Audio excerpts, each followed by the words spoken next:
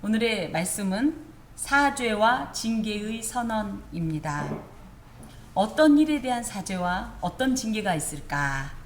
우리가 오랜만에 지금 민수기로 돌아왔죠. 그래서 민수기 14장 앞부분을 조금만 좀 잠깐 써머리를 해보자면, 가나안 정탐을 사실은 하나님께서 이곳엔 기록되어 있지 않지만 신명기 1장 22절에 보면 하나님은 그냥 올라가라는 거예요. 믿음으로 그냥 올라가라는 거야. 가서 굳이 볼 것 없다는 거예요. 그런데도 이들이 우리가 좀 봤으면 좋겠다는 거예요. 이미 사실은 여기부터 어긋난 거예요. 보지 않고 그냥 올라갔었으면 이 일이 없었어요. 그러니까 하나님께서는 우리의 이 심리를 다 안단 말이죠. 우리의 어떤 이런 특징을. 그렇기 때문에 보지 말고 해라! 그러면 해야 돼요. 근데 우리는 꼭 보기를 원해요. 꼭 만져보기를 원해요. 꼭 두드려 보기를 원해요. 어찌됐든 이런 백성들의 요구에 따라서 하나님께서 허락해 주셨어요. 그래서 그럼 정탐해봐라 했단 말이에요. 그런데 기껏 정탐하고 와서, 물론 가나안이 그렇게 이들이 이 악평한 대로 그렇게 몹쓸 땅이 아닙니다. 오죽하면 젖과 꿀이 흐르는 땅이라고 하겠어요. 그런데도 이들은 갔다 와서 이 백성들에게 아주 부정적인 영향을 미치는 조건들만, 그것도 더 확대하고 과장되게 악평을 합니다. 이 왜 이렇게 악평을 했느냐 할 때, 이게 신앙이 없어서 그래요. 믿음이 없어서. 믿음의 눈으로 보면 그들은 우리에게 하나님께서 먹이로 주신 우리의 밥이다 할 텐데, 그 믿음이 없기 때문에 인간적인 눈으로, 하나님 없는 인간적인 눈으로 바라보니 당연히 거기는 거인 족속이 삽디다, 거기 갔더니 우리는 메뚜기 같을 것 같습디다 하면서 이런저런 이 백성들에 대한 부정적인 영향을 미치는 말을 해요. 그러자 그 말을 듣고, 그러면 적어도 회중들이라도, 그쵸? 우리 하나님이 그럴 리가 없으시다, 이런 믿음이 아니라 그 말에 같이 동화가 돼서, 그래서 지도자의 이 리더십이 그렇게 중요한 거예요. 그 말 한마디가 그렇게 중요한 겁니다. 온 백성들이 울며 불며 원망을 하는데, 그 원망이 누구를 향한 것이냐. 이전에는 그래도 모세에 대해서 했다면 이번엔 하나님께 대고 직접 된 원망이었어요. 그리고 가만히 있는 게 아니라 모세와 아론을 돌로 치려고 합니다. 그래서 그곳에 함께 갔던 여호수아와 갈렙이 그러지 말라고 간청했음에도 불구하고 흥분한 회중들이 이렇게 이들에게 악을 행하려고 할 때, 여호와께서 그들을 멸하시려고 진영에 내려오시면서 내가 이들을 멸하겠다, 이렇게 선포를 하셔요. 그때 모세가 하나님께 용서해달라고 간절히 자기의 목숨을 내놓고 전 삶을 내놓고 중보 기도를 합니다. 그랬을 때에 하나님께서 이 대답하신 내용입니다. 그래서 이 하나님의 응답인 사죄와 징계가 어떻게 되는지, 그리고 흔히 광야 생활을 우리가 몇 년이라고 해요? 40년 광야 생활이 왜 그것이 이렇게 나왔는지가 오늘 이 본문에서 밝혀집니다. 봅시다. 자, 20절에서 이제 35절은 모세의 간절한 중보기도에 대한 하나님의 응답인데, 이것이 바로 사죄와 징계를 포함한 절충적인 응답이다 이래요. 자, 여호와께서 이르시되 내가 내 말대로 사하노라. 아까도 말씀드린 대로 14장 19절에 보면 구하옵나니 주의 인자의 광대하심을 따라 이 백성의 죄악을 사하시되 애굽에서부터 지금까지 이 백성을 사하신 것 같이 사하시옵소서. 이런 간절한 기도에 대한 응답이 바로 사하다라는 뜻이에요. 자, 이렇게 사하다라고 했을 때 우리는 보통 용서하노라 하면 어떻게 생각해요? 싹 씻어진 줄로 생각하는데, 이 원어상 여기서 사한다는 말은요, 살라흐티라는 말로 물론 대신 지다, 짊어지다 라는 뜻을 가진 용서의 의미는 있지만, 사실은 완벽하게 아예 없었던 일로 한다는 뜻은 아니에요. 그래야 이 뒤에 하나님께서 이 사노라라고 말씀하시고 나서 징계를 선언한 것을 이해할 수 있습니다. 어찌됐든 이 여호와께서 사노라라는 말씀에 굉장히 중대한 의미가 들어있는데요. 모든 죄의 용서는 누구만 하실 수 있다? 예, 하나님만 하실 수 있다. 예, 그래서 자신의 죄로 죽어야 하는 인간의 죄와 그 모든 죄로 말미암는 형벌을 용서하실 수 있는 분은 하나님이라는 것과, 그렇지만 방금 말씀드린 대로 살라흐티라는 말이 100% 없어진다는 뜻은 아니다. 경감시켜준다는 뜻이에요. 징계를 경감시켜준다. 출애굽기 32장 33절에 보면 누구든지 내게 범죄하면 내가 그의 이름을 내 책에서 지워버리겠다, 이런 말씀을 하셨죠. 원래는 그러면 뭐예요? 이들이 이렇게 죄를 지었기 때문에 지워버린다는 건 뭐예요? 예, 언약, 하나님과의 언약을 파기하겠다는 뜻이에요. 그래서 다시는 네 얼굴 안 보겠다는 뜻이에요. 우리로 이해하면 뭐예요? 완전히 하나님께서 저주를 내리시고 천국 백성의 자격 박탈하겠다는 뜻이에요. 그런데 뒤에 보면 그렇지는 않은 걸로 봐서, 예를 들어 우리가 하나님 앞에 이 죄를 지은 것 때문에 징계를 100을 받았어야 된다면 하나님께서 이것을 진짜 한 5개나 1개나 이렇게 징계를 내리신다는 뜻으로 이 살라흐티라는 사해지다라는 뜻을 우리가 받습니다. 거기에다 방금 말씀드린 대로 살라흐티라는 말은 그냥 씻어준다는 것이 아니라 이것을 씻기 위해선 누군가가 대신 짊어져야 된다는 뜻을 갖고 있어요. 그래서 우리가 용서함을 받는 것이 그냥 하나님이 그래 없었던 일로가 아니라, 이 용서를 받기 위해서는 반드시 누군가의 희생이, 무언가의 희생이 필요하다는 것을 담고 있습니다. 그것이 지금 신약적으로는 어떻게 어떻게 이해가 됩니까? 그렇습니다. 이 사함을 위해서, 하나님의 사죄를 위해서 누가, 원래는 우리가 죽어야 되는데 예수께서 대신 희생을 당한 거예요. 대신 이것을 짊어진 거예요. 그랬기 때문에 사함이 있는 거지. 그래서 이 하나님의 이 사죄 선언이 우리 마음엔 이거 홀가분하다가 아닌 거예요. 엄청난 사랑의 빚진 자의 심정을 가져야 합니다. 예, 이것이 바로 사죄한다는 뜻입니다. 그래서 사죄한다 하니까 심판과 징계가 종료됐다는 뜻이 아니다. 징벌이 경감된다는 뜻으로, 그러면 얼마만큼 징벌을 내리실까? 그 경감의 정도는 하나님의 주권입니다. 또 하나님께서는 즉각적이고 전면적인 멸절 대신 후에 보겠지만 범죄하고 반역한 출애굽 1세대만 소멸하시는 이걸로 해서 이 징벌을 경감시켜 줍니다. 워낙은 온 회중이기 때문에 그들이 그 광야에서 즉사했어야 돼요. 그런데 하나님께서 직접적으로 그 악을 지은 자들은 이따 보지만 그 자리에서 하나님의 이 심판이 임하고, 그리고 온 회중이라고 표현될 수 있는 20세 이상의 사람들이 출애굽 1세대라고 이렇게 규정할 때 그들만 광야에서 죽고, 그 나머지 소위 말하는 출애굽 2세대, 신세대는 가나안에 들어가는 걸로 이렇게 징벌의 수위를 하나님께서 조절하시는 것을 우리가 여기에서 이 말씀을 통해서 알 수가 있습니다. 그래서 이스라엘의 형량은 감면되고요, 가나안 땅의 약속은 유효화가 돼서 결국은 그 후손들이 그 가나안 땅을 기업으로 받게 되는 것이 하나님의 사죄입니다. 사죄 선언입니다. 자, 그러면서 내가 진실로 내가 살아있는 것과 여호와의 영광이 온 세계에 충만한 것을 두고 맹세하노니, 보통 맹세한다고 할 땐 나보다 높은, 나보다 강한, 나보다 무언가 그저 더 가진 그 존재를 두고서 맹세하게 돼 있는 거예요. 근데 하나님은 당신보다 더 높은 이가 없고 당신보다 더 부요한 이가 없고, 그렇기 때문에 하나님 자신을 두고 맹세하는 거예요. 그래서 이런 맹세의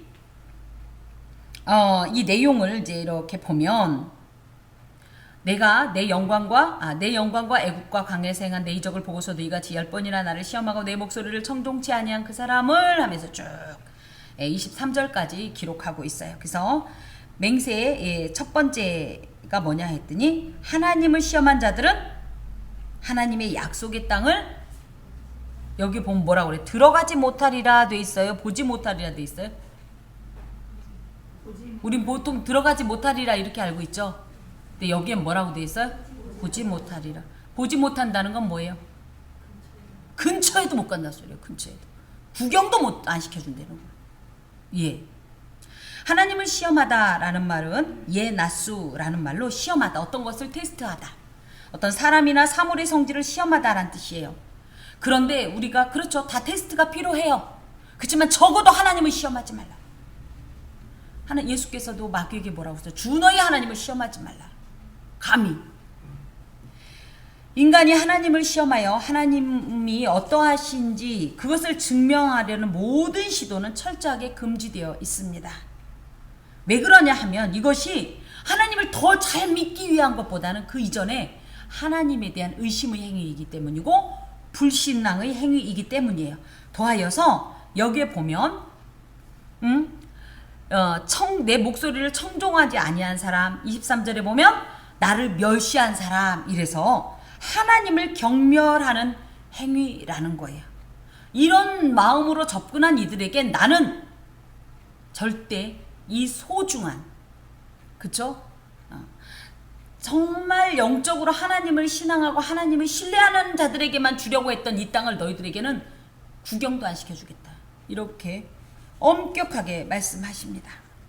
그것이 27절에 쭉 보면 왜 그랬냐 했더니 하나님께서 너무 그동안 많이 참아오셨다는 거예요.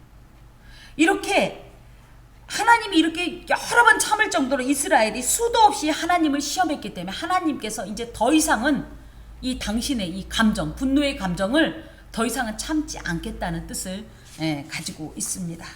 두 번째 맹세는 뭐냐? 그러나, 자 21절에도 그러나, 24절에도 그러나, 이 그러나라는 말은 울람이란 말로 하나님의 굉장히 강력한 결심을 뜻해요. 근데 우리는 문맥상 그냥 그러나로 읽지만 하나님께서 이렇게 결심했다, 이런 뜻을 갖고 있습니다. 그래서 반드시 하나님께서 결심했기 때문에 꼭 이루어질 거다, 이런 뜻을 품습니다. 자 24절 그러나 내 종 갈렙은 그 마음이 그들과 달라서, 여기서 그 마음이 할 때 이 마음은 그냥 생각 정도가 아니라 그 영이 그들과 달라서 입니다. 그 영이 달랐다라는 것은, 자 하나님께서 주신 가나안 땅을 악평한 자들은 그럼 그 영이 어디에 속했다는 거예요? 누구에게 속했다는 거예요? 그렇다는 거예요. 이 세상에는요 두 영이 있습니다. 반드시. 사람의 영은요, 사람도 영입니다. 영혼이 있으니까. 하지만 사람은요 반드시 이 두 가지 중에 어떤 영에게 속하게 돼 있다. 하나님의 영, 마귀의 영. 하나님의 나라, 마귀의 나라 중에 반드시 속하게 돼 있다. 누가복음에 보면 어떤 사람이 이 귀신이 들려갖고 그걸 내쫓죠. 그리고 나서 이 사람이 다 수리가 됐어요. 근데 문제는 뭐예요? 여기가 비어 있었어요. 아무 영에게도 속하지 않은 상태였어요. 귀신이 나가서 돌아다니다 갈 곳이 없어 딱 와봤더니 예전보다 더 자기 고하기가 더 좋아졌어. 깨끗하게 수리가 되고 청소된 거예요. 그래서 뭐예요? 더 강한 귀신을 데리고 들어와서, 그래서 이 사람의 상태가 예전보다 더했다라는 내용이 있습니다. 이것처럼 하나님의 영에 속하지 않으면 다 마귀의 영에 속한 것이에요. 하나님의 영에 속한 자의 특징은 뭐냐? 하나님의 소리를 듣습니다. 하나님의 눈으로 봅니다. 하나님의 생각으로 생각합니다. 하나님의 감정으로 행합니다. 그렇기 때문에 갈렙이 이 마음이 달랐다는 것은 사람의 소리가 아닌 사람의 눈으로 보는, 그러니까 인간적으로 볼 때 이들이 말이 맞다는 거예요. 인간적으로 볼 때는 정말 그 거인 앞에 자신들 메뚜기와 같죠. 군사적인 훈련을 받은 것도 아니야. 그죠? 오합지졸이 불과하니까 인간적으로 맞는 소리지만 갈렙은 그거 보지 않았다는 거예요. 뭘 봤다는 거예요? 하나님께서 주신다고 약속했으면 그 하나님이 주시겠지 라는 이 하나님의 약속을 바라보고 신뢰했다라는 거예요. 그것이 사실은 이 갈렙이 그 악평하는 자들에게 반대를 하면서 회중들을 그렇지 않다, 하나님께서 이루실 것이다라고 설득할 수 있었다라는 겁니다. 그러면서 나를 온전히 따랐은즉, 여기에 온전이라는 것은 물론 100%라는 뜻도 우리가 이해할 수 있지만 말레라는 말로 고갈 내지는 기갈을 해소시키다, 이런 뜻이에요. 이게 뭐냐고 했더니 하나님께서는 12명 중에 10명이 하나님을 반대해서 그 땅을 하나님이 주신 선물을 막 퇴퇴퇴 해가면서 악평하는 그 일로 인해서 순종의 심각한 기갈감을 느꼈다. 순종해줬으면, 믿었으면 하는 이런 간절한 기갈감이 있었는데, 목마름이 있었는데, 주림이 있었는데, 이것을 갈렙이 해소시켜줬다. 이것이 온전히 따랐다는 뜻이에요. 그래서 하나님께서 제발, 물론 너희들이 소리가 인간적으로 맞다마는 나를 믿고 진군을 해라, 진격을 해라, 순종을 해라 라고 요청했던 이 간절한 마음을 이 여호수아와 갈렙이 해소시켜줬다 이겁니다. 그래서 하나님은 그들의 이 여호수아와 갈렙의 그 말을 통하여서 이 만족이 되었고, 그런 일로 인해서 하나님께서는 어떤 맹세를 주시냐면, 그가 갔던 땅으로 내가 그를 인도하여 드리리니. 그들은 그래서 실제로 여호수아서에 보면 갈렙과 여호수아만 들어가게 됩니다. 가나안 땅을. 그러면서 그의 자손이 그 땅을 차지할 것이다. 차지한다라는 것은 정복할 것이다. 더하여서 그것을 기업으로 상속받을 것이다. 이 갈렙이 어느 지파인지 아세요? 유다 지파입니다. 유다 지파에서는 어떤 인물들이 나왔죠? 대표적으로 다윗 왕이 나왔고요. 그래서 이 왕족을, 이 왕가를 이루는 어떤 이 결정적인 것에, 만약에 갈렙도 이 10명에 속했으면, 그쵸? 아주 결정적인, 어떻게 보면 이 기여를 한 사람이고요. 더하여서 이 다윗의 이 왕위가 이어져서 누구에게까지 간 거예요? 예수님까지 간 거예요. 그래서 이 말씀이 실제적으로 성취가 됩니다. 성도에게도 두 가지 소리, 즉 성령의 소리와 사단의 소리가 들려올 수 있습니다. 그럴 때 우리는 어떤 목소리를 듣고 어떤 목소리를 따를 것인가?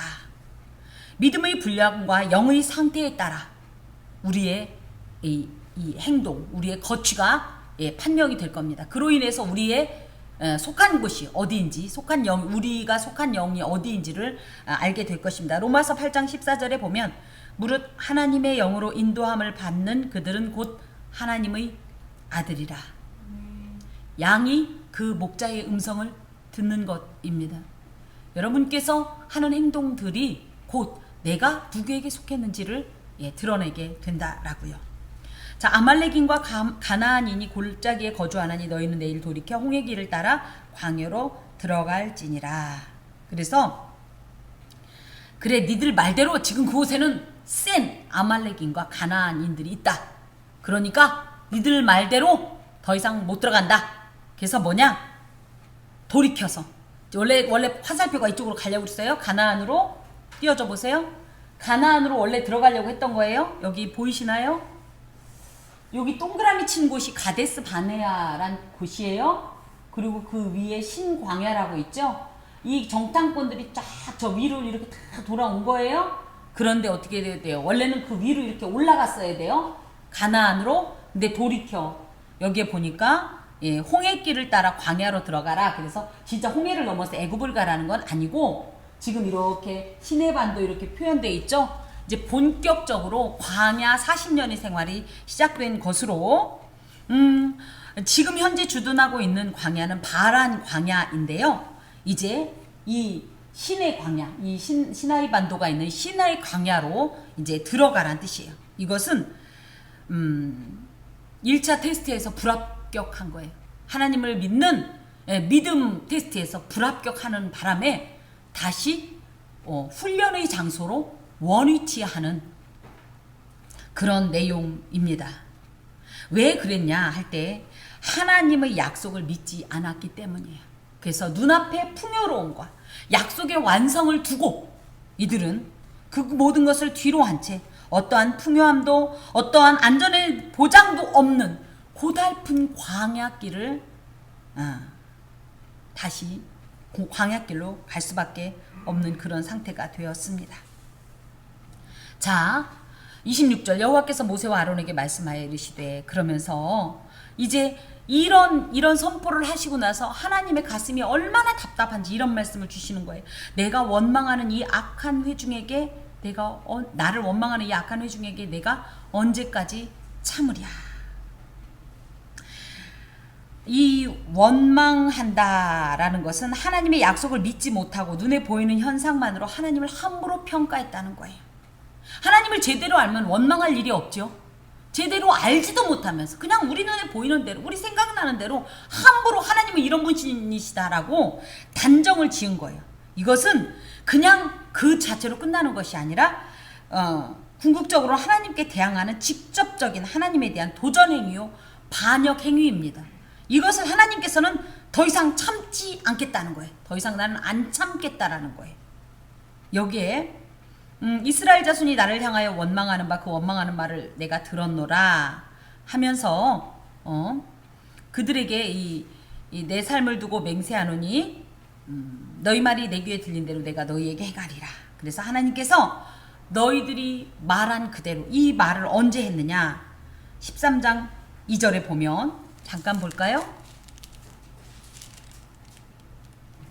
13장 2절이 아니라 14장 2절에 보면 뭐라고 돼 있죠? 예. 이스라엘 자손이 다 모세와 아론을 원망하며 온 회중이 그들에게 이르되 우리가 애굽 땅에서 죽었거나 이 땅에서 죽었음 이 광야에서 죽었으면 좋았을 걸. 또 3절 어찌하여 여호와가 우리를 그 땅으로 인도하여 칼에 쓰러지게 하려 하는가.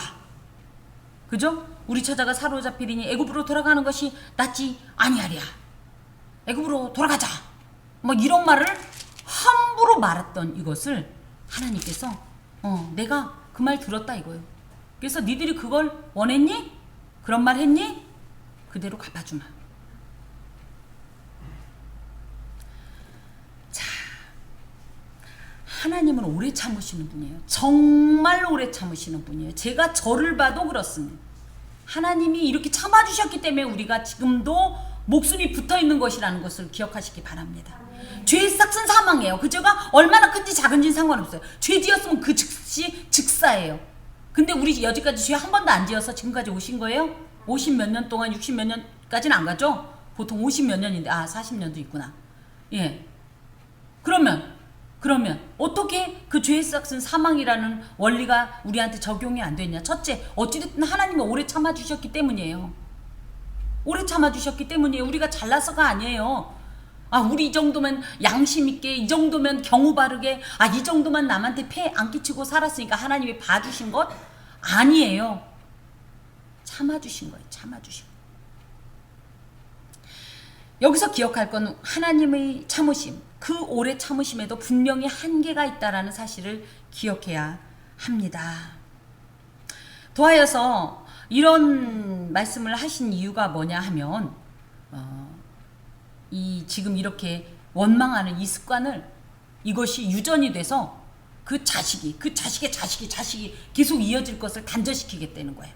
이 원망의 죄의 유전을 하나님께서 지금 철저하게 단절시키겠다는 의지가 바로 이곳에 있습니다. 어찌됐든 그래서 우리가 이 하나님 앞에 이 하는 말들이 그대로 우리에게 시행이 된다라고 할 때 가장 먼저 우리가 생각해야 될 것이 뭐예요? 자나깨나 입조심, 불조심 전에 입조심, 말조심. 귀에 들린 대로. 그래서 저희 한동안 이거 귀에 들린 대로 해서 어떤 유행이 있었어요? 우리 어렸을 때 우리 부모님들은 뭐라 그랬죠? 우리를 욕할 때 예이 호랑이한테 물려갈 놈아 이렇게 욕을 했다. 그러면 이제 이러면 진짜 물려갈 거다. 그래서 어떻게 말을 바꿨어요? 이 복받을 놈아, 그죠? 이 잘못 찍어도 서울대 갈 놈아. 저희끼리 막 그런 얘기 했었어요, 그죠? 시험 잘못 보고 졸았다가도 그냥 막 찍었더니 서울대 갈 놈아. 막 이런 얘기 했어요. 이걸 언령신학이라고 합니다. 우리나라에도 이런 말 있잖아요. 낱말은 새가 듣고 반말은 쥐가 듣고. 그죠? 많잖아요. 호랑이 꽃감 얘기도 있고 뭐 별 얘기 있죠. 이런 게 다 이제 좀 유사한 내용이긴 하지만 어찌됐든 그 주체가 하나님이세요. 그래서 특히 우리 자녀들에게도 그렇고 우리 가정에서도 그렇고 내 삶에 대해서도 그렇고 함부로 저주하는 말을 하면 안 돼요. 예전에 우리 아버님 세대에는 어떤 말을 했죠? 뭐라고 하지? 이 망할 짓구석 하면 돼요, 안 돼요? 그러면 이대로라면 뭐예요? 그래? 망하길 원해? 이러면 어떡할 거예요? 예의 가다 확 넘어져라. 돼요, 안 돼요? 예수 믿는 사람은 특히 입술에 권세가 있습니다. 예, 하나님을 찬송하는 입술이에요, 이 입술이. 그렇기 때문에 권세가 있는 이 입술인데 이 입술을 갖고 함부로 말씀하시면 안 돼요. 자, 그러면서 봅시다. 또 너희 시체가 광야에 엎드러질 것이라. 그럴 때 이제 엎드러진다는 건 죽는 건데요. 이 죽는 정도가 어떤 거냐면 그곳에서 엎드러져서 이 시신을 장례할 수 없을 정도로 막 부패될 정도로 그냥 방치될 것이라는 이런 끔찍한 저주의 말씀이에요. 왜냐면 이들이 그렇게 말을 했어요. 그러니까 그대로 지금 된다는 거예요. 특별히 너희 중에 20세 이상으로서 계수된 자. 이들이 이제 온 회중을 대변하는 이제 존재이긴 한데 이들은 뭐냐면 나를 원망한 자 전부라는 거예요. 왜 굳이 20세 이상이라고 했느냐 할 때 하나님의 거룩한 전쟁을 수행할 만한 나이로 계수된 자들이죠. 민수기 1장에 우리가 나와 있는데 그들이 어른이면 대표면 리더면 그죠? 부모면 자기 역할을 제대로 했었어야 된다는 거예요. 어떤 역할입니까? 가나안 땅으로 이들이 온전하게 입성할 수 있도록 백성을 올바르게 인도하고 또 약속의 땅에 대해서 신앙적인 눈으로 올바른 정보를 전달해 줬어야 되는 거예요. 오히려 약한 이들이 뒤처지고 두려워할 때 아니다. 우리는 하나님이 우리의 대장 되시니 우린 넉넉히 이기리라.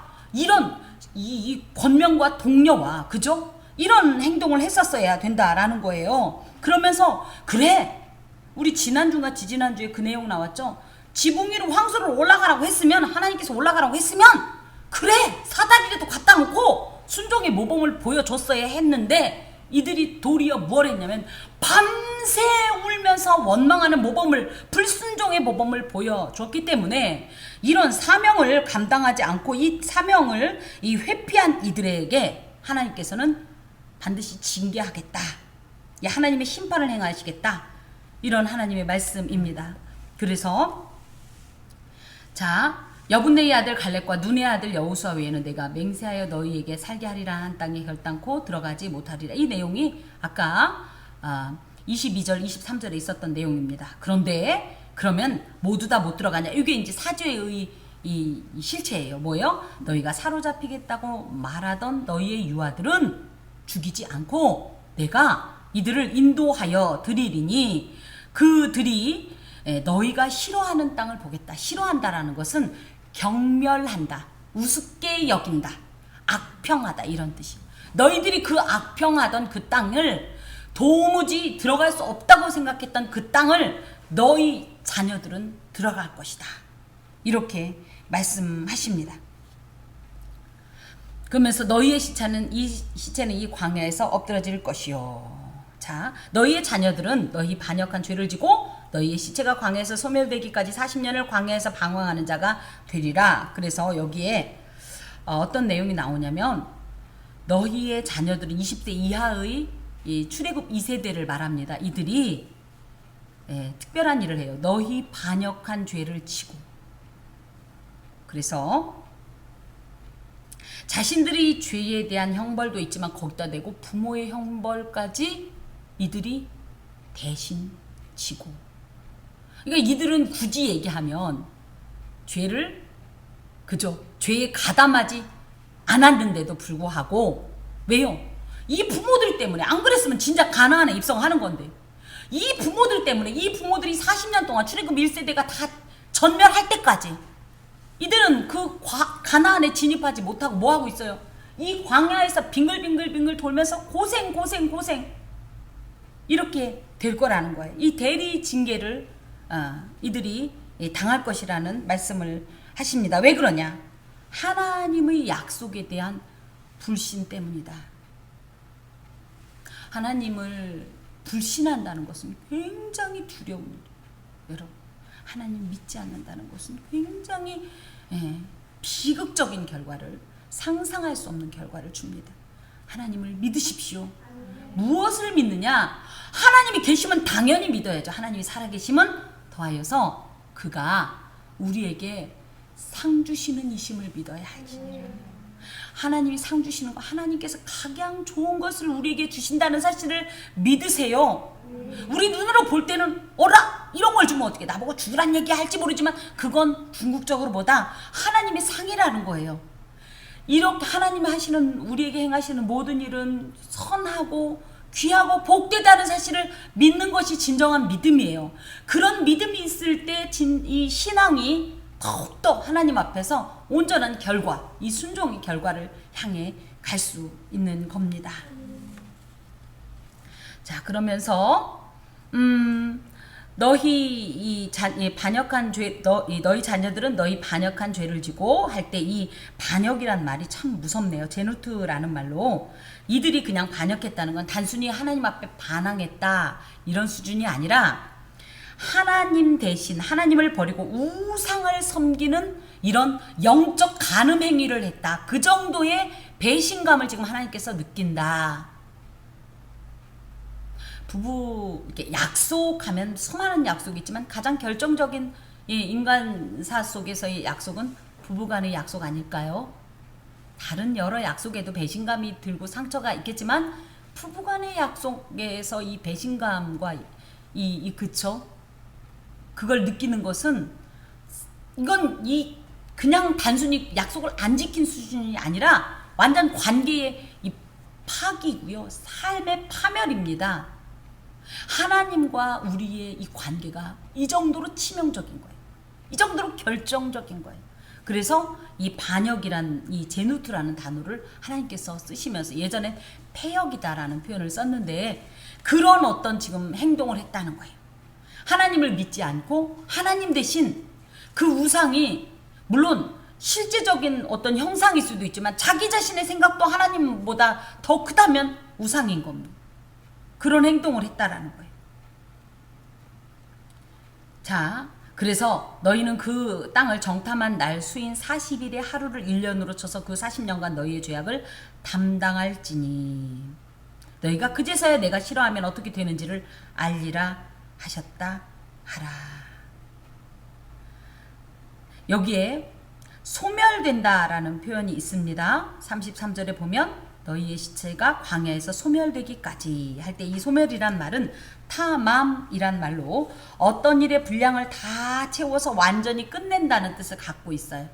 그러니까 첫 번째 무엇이 소멸돼요? 예, 출애굽 1세대가 완전히 소멸돼요. 완전히 없어져요. 다 종료됐어요. 이들의 모든 삶이. 더하여서 여기에는 이 40년의 시간이 이 완성이 되면서 완결이 되면서 그 안엔 어떤 의미가 있냐? 징계가 종료된다.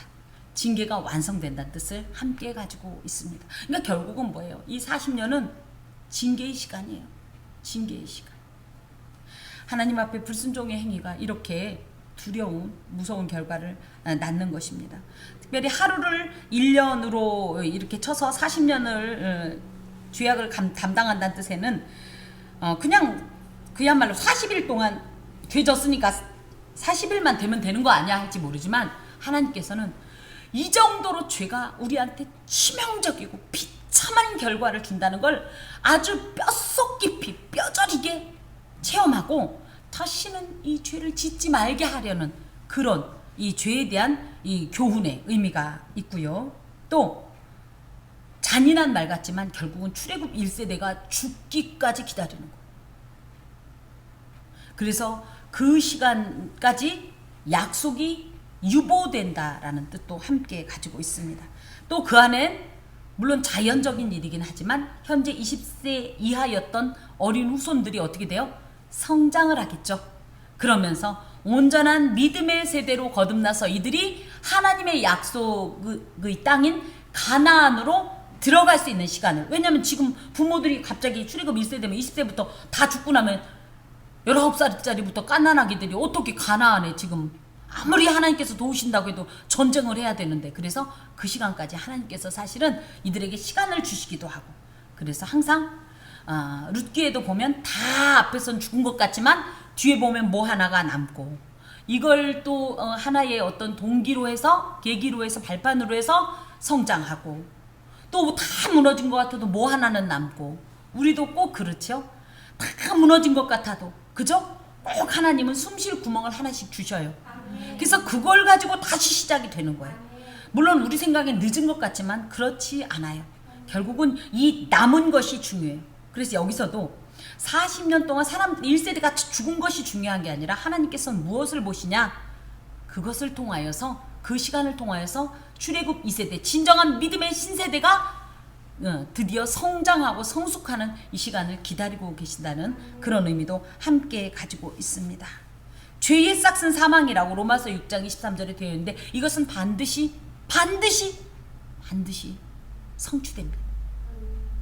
죄를 짓고 아무렇지도 않게 생각하면 안 돼요. 그래서 우리 교회도 이 주보에 보면 우리가 느끼겠지만 사죄의 선언, 참회의 공동기도문, 이어서 개인적인 죄, 이 정도로 죄가 끔찍하고 지긋지긋하기 때문에 이것에 대한 완전하고 철저한 하나님 앞에 고백이 없이는 하나님과의 온전한 관계를 낼 수가 없는 겁니다. 그 정도로 죄가 끔찍한 거예요. 자, 하지만 그럼에도 불구하고 하나님의 은혜로 늘 경감받는 겁니다. 지금처럼.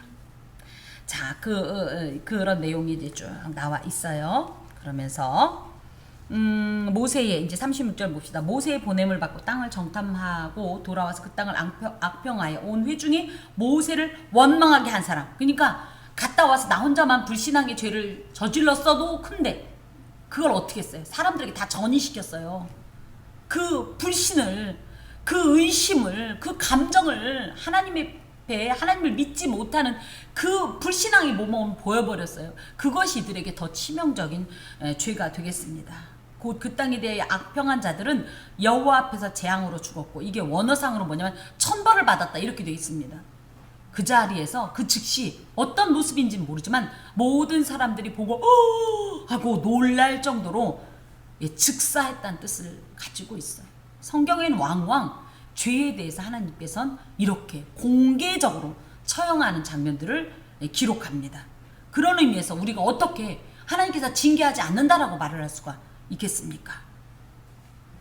자, 그러면서 그 땅을 정탐하러 갔던 사람들 중에서 오직 눈의 아들 여호수아와 여분네의 아들 갈렙은 생존하니라. 그래서 사명을 온전히 감당했느냐, 그리고 신앙적인 태도를 가졌느냐의 여하에 따라 사명을 회피하고 불신앙의 태도를 가졌을 때 상벌이 이렇게 극명한 대조를 이룬다는 거예요. 그래서 이 안에서 우리가 볼 수 있는 것은 뭐냐? 죄에 대한 책임은 반드시 스스로 지게 되어 있다. 내 죄는 우리 옛날 고을 사또가 뭐라고, 네 죄를 네가 알렸다. 내가 안 그 죄, 몰라도 어쩔 수 없지만 내가 알고 모르고 한 내 죄는 내가 스스로 감당해야 된다는 것. 또 하나님께서는 우리 행위에 따라서 공의롭게 상벌을 책정하십니다. 하나님은 우리가 죄 지은 것을 모르실 뿐이 아니에요. 우리는 몰라도 하나님은 아십니다. 하나님은 우리의 마음속 깊은 곳에 가장 은밀하게, 나도 잊어먹을 정도로 깊숙이 숨겨놓은 것도 불꽃 같은 눈으로 감찰하시고 결정적인 순간에 그것을 회개하라고 말씀하셨을 때 그것을 회개하지 않으면 오히려 그것으로 인하여서 결정적인 순간에 온 삶이 무너질 수가 있습니다. 그런 것들에 대해서 우리가 다시 한번 경계를 받아야 됩니다. 무엇보다 불순종하는 자, 믿음이 없는 자는 결코 하나님의 나라를 볼 수가 없어요. 하나님의 나라는 눈에 보이는 나라가 아니에요. 보이지 않지만 오히려 실제하는 것이 하나님의 나라입니다. 그것은 무엇으로만 볼 수 있냐? 믿음으로만 볼 수가 있어요. 하나님을 믿는 자, 그 말씀에 순종하는 자는 이 불순종하여서 이 멸망한 자와 달리 결코 멸망당하지 않고 하나님께서 약속하신 그 은혜로운 상을 받게 되어 있습니다.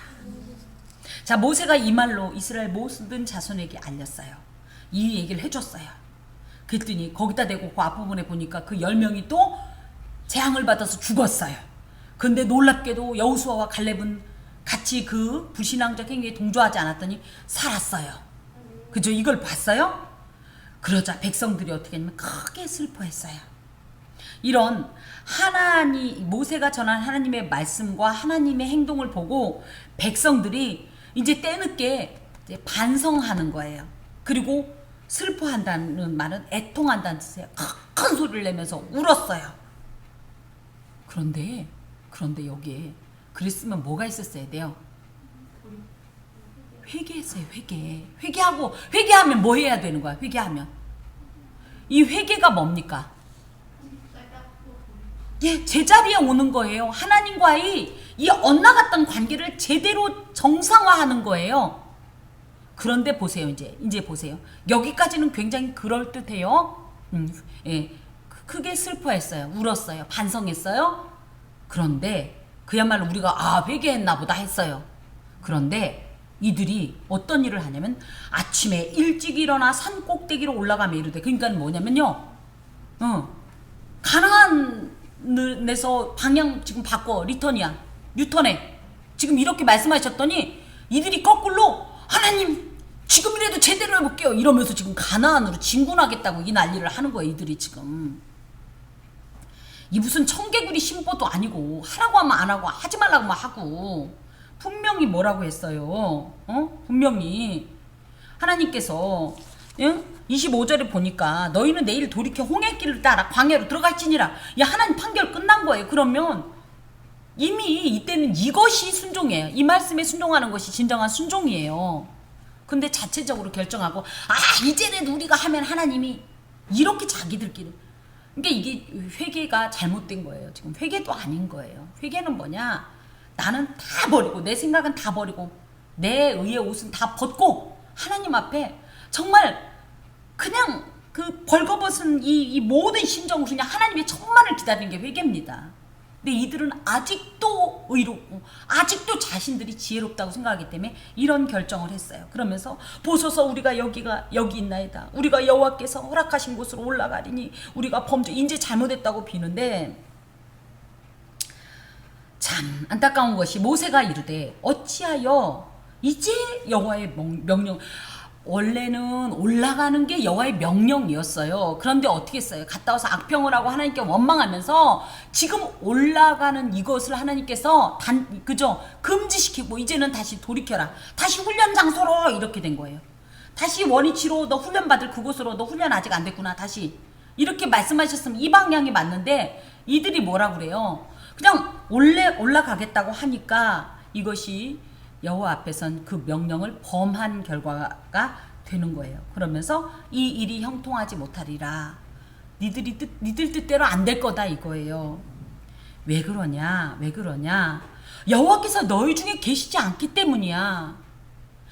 12명이 정탐꾼이 되어서 가나안에 갈 때는 하나님께서 그들을 보호하셨고 그들과 함께 하셨어요. 임마누엘의 역사가 있었어요. 그래서 사실은 그들이 안전하게 40일 동안 올 수 있었고 지금까지 모든 전쟁에서도 승리할 수 있었어요. 근데 이들이 또 기고만장한 거예요. 지금까지 그래온 것처럼 앞으로 잘 될 거다. 지금 여러분도 마찬가지입니다. 저도 마찬가지입니다. 지금까지 잘 됐으니까 이건 원래 이렇게 잘 되는가 보다. 절대 오해하고 착각하면 안 돼요. 여호와가 함께 계셨기 때문에 지금 가능한 거예요. 우리가 큰일 날 뻔했는데 이 다행히에는요 우연히 일어나는 일은 없습니다. 다 하나님의 손이 막으셨고요. 하나님이 이 모든 일에 이 울타리가 돼서 우리를 지키셨고요. 우한이 넘보지 못하게 했고요. 우리를 안전하게 보호해 주셨기 때문에 지금 우리가 이것이 가능한데, 우린 이것이 일상인 줄 알아요. 자연스럽게 된 줄 알아요. 보세요. 자, 여호와께서 너희 중에 계시지 아니하니 올라가지 말라. 너희의 대적 앞에서 패할까 하노라. 그러니까 패할지도 몰라 이게 아니에요. 너 패한다 이거예요. 왜? 하나님이 함께하지 않으니까. 거꾸로 얘기하면 지금까지 너희들이 이곳에 온 것 자체가 이 광야에서 그래도 크고 작은 어떤 이런 아말렉과의 전투도 계속 있고 했잖아. 이런 것들에서 승리한 이유가 여호와께서 함께 하심이었어. 근데 지금은 하나님 함께 안 올라갈 거야. 그곳에 함께 하지 않을 거야. 패할 거야. 가지마. 이겁니다. 그런데 그러면서 아말렉인과 가나안인이 너희 앞에 있으니 너희가 그 칼에 망하리라. 너희가 여호와를 배반하였으니 여호와께서 너희와 함께하지 아니하시리라 하나. 그렇게 극구 말렸다는 거예요. 그런데도 그들이 그래도 산 꼭대기로 올라갔고 어리석고 완악한 고집으로 결과적으로 하나님의 명령을 거부한 이 어리석은 자체적 결정 때문에 이제 이들이 또 큰 어려움을 당하게 됩니다. 여러분, 순종도 타이밍이 중요한 거예요. 응? 이 청개구리가 딱 그거잖아요. 그죠? 그렇게 하지 말라면 하더니 왜 부모가 왜 순종을 그죠? 타이밍을 비껴나가니까 맨날 지금도 개굴개굴 운다는 그 참 웃픈 이야기처럼 이 백성도 그런 겁니다. 진정한 회개 없는 자의적이고 맹목적인 종교적 열심은요, 하나님의 감동과 동행되지 않아요. 하나님은 그 일에 함께하지 않습니다. 진심 어린 회개는 뭐냐? 원래의 위치로 가서 나의 모든 것을 다 내려놓고 오직 하나님의 처분만을 바라면서 하나님의 그 작은 눈짓에도 반응할 수 있는 영적 이 민감성을 회복하는 거예요. 그래야 하나님이 앞으로 어떻게 할지를 알고 그것을 행하여 다시 회복이 되는 겁니다. 저번에 이렇게 하라고 했는데 안 해서 이렇게 됐으니까 이번에 또 하면 되겠지. 아니에요. 이미 그건 지나간 거예요. 이렇게 모세의 만류에도 불구하고, 이 만류가 뭡니까? 하나님의 명령인데 이것을 불구하고는 하나님의 명령을 거부했다라는 거죠. 그러면서 이 전쟁의 이 패배를 자처하는 거예요. 그랬더니 여기 보세요. 그들이 그래도 산꼭대기로 올라갔고, 그런데 여기에 아주 치명적인 말씀이 나와요. 여호와의 언약궤와 모세는 진영을 떠나지 아니하였더라. 뭐예요? 보여주잖아요. 하나님께서 모세가 너희와 여호와께서 함께하지 않겠다라고 말씀하셨는데도 이들이 계속 올라갔을 때 하나님이 어쩔 수 없이 이거 안 되겠다 그러고 안 쫓아가잖아요. 물론 언약궤 자체가 하나님은 아닙니다만 하나님의 임재의 상징인 언약궤는요, 당신의 뜻을 분명히 하는 거예요. 내가 함께하지 않으면 니들은 절대 승리할 수 없다. 난 너희들과 함께하지 않겠다. 이것을 보여줬음에도 불구하고 이들은 자신의 고집대로, 자신의 자체적인 결정대로 밀고 나가버리는 거예요. 하나님께서 예언서 중에서 특히 이제 예레미야서에 독특한 내용이 나옵니다. 29장에 보면 쭉 나와요. 그러면서 너희들이 이런 죄를 그간 조상들이 지와 더불어 이런 죄를 저질렀다. 그래서 도저히 안 되겠어서 어떤 일이 있냐면 바벨론으로 너희들을 보내기로 하나님 결정하셨다. 물론 이것이 징계이지만 니들이 이 징계를 달게 받아라. 바벨론에 포로로 끌려가서 거기서 집을 짓고 결혼을 하고 포도원을 가꾸면서 살아라. 징계를 달게 받아라. 그 기간에 순복하면서 살아라. 그러고 나면 내가 반드시 너희들을 다시 회복시킬 거다. 이런 말씀을 주셔요. 그런데 그 당시에 이스라엘이 어떤 행동을 합니까? 그런 말을 한 이 매국노 예레미야를 오히려 핍박하면서 지들끼리 알아서 간다고 애굽으로 도망갔다가 그 자들이 얼마나 그곳에서 처참하게 죽임을 당하는지 몰라요. 하나님이 우리가 잘못 이렇게 어떤 악한 행동을 해서 어리석은 행동 때문에 이 징계를 받게 됐을 때 이것을 우리가 극복하려고 뭔가 하기보다는 이것을 달게 받으면 오히려 하나님께서 원래 이만큼 정했던 걸 경감시켜 주시는 거예요. 오히려 그것을 달게 받는 우리를 보시고 하나님이 우리를 측은히 여기서 그날을 감해 주시는 역사가 있는 거예요. 근데 이들은 이런 행동을 하는 겁니다. 그랬더니 어떤 일이 있냐? 아말렉인과 산간지대에 거주하는 가나안인이 내려와, 즉 가나안 원주민들이 내려와서 그들을 무찌르고 호르마까지 이르렀더라. 자, 호르마라는 것이, 자, 굳이 안 적어도 돼요? 여기가 호르마예요. 그러니까 이렇게 올라갔다 여기까지 쫓겨왔다는 뜻인데, 여기에 이 호르마란 말이 독특합니다. 이 호르마란 말이 뭐냐면 진멸이란 뜻이에요. 진멸. 예. 이 호르마라는 장소가 또 혹시 익숙하신 분이 계실까요? 호르마는요, 아론이 그 산에서 죽었던, 그죠? 어찌됐든. 그래서 뭐예요? 하나님이 함께 하시지 않으면 진멸당한다. 이겁니다. 이 호르마라는 말 속에.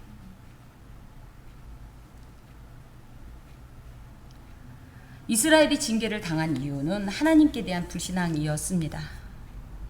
불신앙을 행하는 자들은 하나님과 결코 친밀한 교제를 가질 수가 없어요. 왜? 하나님이 허락하지 않으세요. 하나님이 당신의 가슴을 열어주지 않으세요. 손을 내어밀지 않으세요. 불순종과 죄는 하나님과 인간과의 관계를 단절시키는 무섭고 심각한 죄악으로 우리 삶이 하나님께로부터 싫어버린 바 되게 합니다. 하나님이 우리를 싫어하게 만들어요. 여기에도 보면 여호와께서 34절에 너희는 그제서야 내가 싫어하면 어떻게 되는지를 알리라. 너희들만 나를 경멸하는 게 아니다. 너희들만 나를 싫어하는 게 아니다. 나도 너희를 싫어할 수 있다 이거예요. 그러면 너희들이 싫어한 거는 이렇다면 내가 싫어하면 얼마나 이 끔찍하고 무서운 결과를 내는지를 알아라. 이렇게 말씀하시는 것처럼 그 불순종으로 인하여서 호르마가 임하는 겁니다. 호르마. 그렇기 때문에 성도의 삶에서 특히 하나님께 대한 불신앙은 철저히 제거해야 합니다. 우리가 이런 걸 보면서 오해해요. 하나님 속도 좁아. 뭐만 있으면 맨날 벌 내려. 무서워 죽겠어. 나 원참 살겠나? 하나님의 징계는 인간적인 생각으로 단순한 어떤 감정풀이, 분풀이가 아니에요. 오히려 죄에 대한 공의로운 원칙에 입각한 결과입니다. 그럼에도 불구하고 사죄라는 말 속에 있듯이 우리가 당해야 될 이 어마어마한 징계의 수위를 어마어마하게 경감시켜서 낮춰서 그것도 당신의 주권으로 자유로운 의지로 이렇게 축소해서 그렇게 우리에게 행하시는 거예요. 근데도 우린 이걸 보고서 뭐라 그래요? 정말 하나님 무서워 죽겠어. 그냥 맨날 혼내기나 하고 그냥 구약의 하나님은 왜 이렇게 승질만 자주 내? 우리 이런 내용 보면 하나님 성질 너무 내는 거예요? 말씀을 제대로 받아야 하겠습니다. 출애굽기 20장 5절에 나 내 하나님 여호와는 나를 미워하는 자의 죄를 갚되 분명히 징계에 대해서 명시하고 계십니다. 물론 거기엔 3, 4대까지만 이렇게 하고 오히려 복은 1000대까지도 이어진다라는 이런 말씀이 있지만 하나님의 보좌의 기초는 뭐냐 할 때 시편 97편 2절에 보면 공의와 정의가 그의 보좌의 기초로다. 그래서 하나님은 분명한 건 징계를 위한 징계는 아니에요. 혼내고 싶어서 혼내는 건 아니에요. 그렇지만 반드시 죄의 대가는 있다라는 사실을 기억해야 합니다. 그래서 왜 하나님은 그럼 이 대가를 치르게 하냐? 우리 자녀들을 왜 훈육했어요? 왜? 잘 되라고. 또 하나 뭐예요? 그쵸. 너 이렇게 맞으니까 아프지? 너 이렇게 혼나니까 기분 나쁘지? 그러니까 뭐야? 다시는 이 일 하지 마. 그쵸? 똑같은 거예요. 하나님의 징계의 목적이 뭐예요? 죄의 대가를 치름으로 이 죄를 혐오하게 만드는 거. 내가 한번 그 하나님 말씀 안 들었더니 아주 죽다 살았어. 다시는 안 할 거야. 이런 마음을 갖게 하는 거예요. 또 그래서 뭐예요? 다음에는 죄를 짓지 않고 불순종하지 않고 불신앙 행동하지 않고 하나님 앞에 순종해야지 하는 순종의 훈련을 위해서도 징계를 주십니다. 그런데 이 현대인들은 요 원리를 잘 모르고 혼나기 싫어하는 우리 자녀들 혼낸다는 게 잘한다는 것은 아니지만 온전한 훈육은 필요해요. 그것이 폭행을 이 동반해서 문제지 훈육은 반드시 필요합니다. 잠언서에도 보면 계속적으로 그런 내용이 나와 있는데 그러다 보니까 이 시대가 너무 그래서 그런지 하나님의 은혜의 용서하심만 지나치게 부각하여서 주의 공의로운 행위인 징계를 은근슬쩍 무시하고 없는 것처럼 전하는 경우가 많은데 이런 말씀을 통해서 우리가 분명히 좀 확인을 해야 되겠습니다. 하나님은 분명히 징계하십니다. 그것도 엄중하게 또 엄정하게. 하지만 그것 때문에 우리한테 단순한 공포를 주기보다는 결론적으로 하나님의 자녀로 양육하기 위한 이런 단계라는 사실을 기억하고, 혹여 우리가 그런 일을 만나게 되면 그냥 막연히 무서워하고 두려워하면서 자신을 하나기보다는 얼른 하나님 앞에, 독약을 먹었으면 얼른 어떻게 돼? 빨리 토해내야 되죠. 그런 것처럼 얼른 그 죄를 회개하고 이 날수가 감하기를, 이 정도가 경감되기를 위하여 기도하는 것이 이 징계받는 자의 태도입니다. 더하여 아까도 말씀드린 것처럼 사죄는 반드시 희생을 전제로 한다. 그런데 우린 이걸 너무 쉽게 생각하죠. 회개하면 용서받는다? 그래, 우리 입장에서 회개하면 용서받았어요. 그런데 이 회개하면 용서를 위해서 어떤 이 뒷배경이 있냐면 하나님의 자기 희생이 있어요. 우리가 죄 지었는데 이 죄를 용서하기 위해서 반드시 누군가는 이 죄를 짊어져야 됐기 때문에 하나님의 자기 희생인 예수 그리스도의 십자가가 이곳에 있기 때문에 우리가 회개하면 용서받는다는 원리를 내세우는 거예요. 그런데 문제는 아까도 말씀드렸던 것처럼 이 하나님의 값비싼 사죄의 은총을 너무 값싼 은총으로 전락시키지 않는가. 이거 잘못했어도 그냥 하나님께 회개하면 용서해 줄 거야 라고 가볍게 여기진 않는가. 어떤 이 찬양 가사에 유다 같은 나 구원하시려 오늘도 사랑의 예수님 십자가에 못 박히시네, 이런 내용이 있습니다. 이스라엘의 죄를 사하시기 위하여